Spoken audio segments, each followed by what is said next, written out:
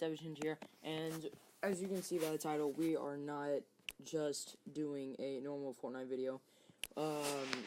Now, I've noticed that whenever I play solo squads, or just, squads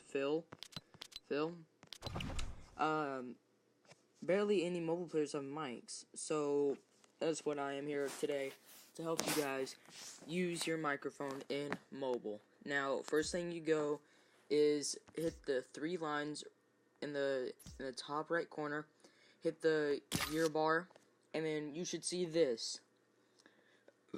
Oh, excuse me. I need to turn that on. Wait, what?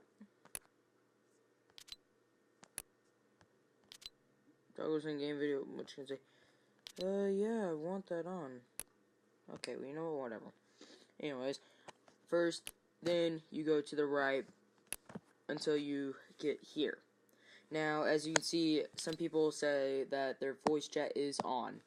Now, usually it is like this. First thing you do, you press on, and then whenever this happens, you just click it once, and then it should say something like this, and then do it on this, and if you want push to talk on, there will be a button in the top right corner with that. But yeah, that's how you do it. See you guys.